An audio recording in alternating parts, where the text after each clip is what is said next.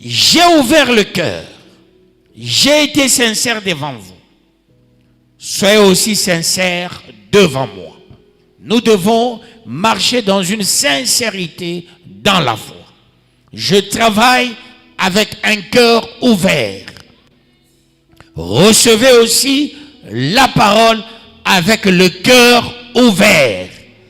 Dès lors, nous misons sur l'humilité et l'ouverture de nos cœurs, nous allons aboutir à des grandes choses. Quelqu'un dit Amen. Je continue. 12e verset. Vous n'êtes point à l'étroit au-dedans de nous, mais vos entrailles se sont retrécies par du Seigneur Tout-Puissant. Ici, on dit vos cœurs sont fermés. Vos cœurs ne sont pas sincères. Je fais l'exégèse, j'interprète. Je ne fais pas l'interprétariat, mais je fais l'interprétation. L'interprétariat, c'est du français au français. Mais l'interprétation, c'est partir de l'original, du grec, latin, français, pour vous communiquer. Parce qu'on a écrit les 2 Corinthiens en grec. Alors il faut le comprendre en grec, le comprendre en latin, passer par le français, dans l'esprit premier de l'inspiration de Yahweh. Vous n'êtes point à l'étroit au-dedans de nous, mais vos entrailles se sont retrécies. Autrement dit, vos cœurs sont lourds. Vos cœurs ne sont pas sincères. Vos cœurs ne sont pas brisés pour qu'on soit véritablement unis.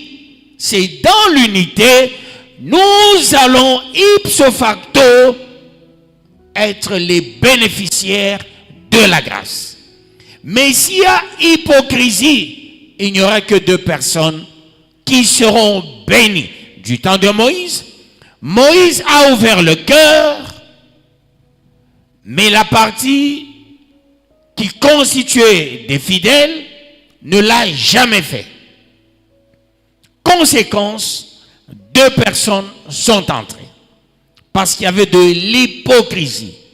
D'où ayons les cœurs brisés. Je prêche avec un cœur brisé. Recevez la parole aussi avec un cœur brisé. D'où soyons unis, automatiques, parce que nous formons le même corps. Et dès lors nous formons le même corps, il y aura la rétribution équitable des bénédictions. On ne parlera plus des pauvres, parce qu'il est écrit, au milieu d'eux, il n'y avait point d'indigents.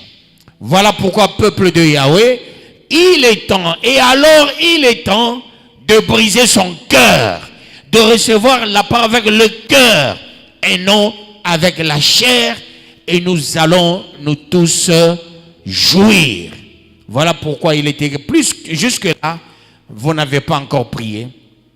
Priez afin que votre joie soit parfaite.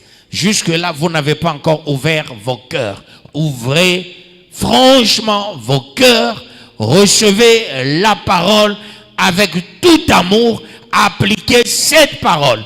Le ainsi dit l'Éternel va laisser les marques déposées dans la vie de tout un chacun. Est-ce qu'on peut acclamer le roi des rois, le Seigneur de seigneurs?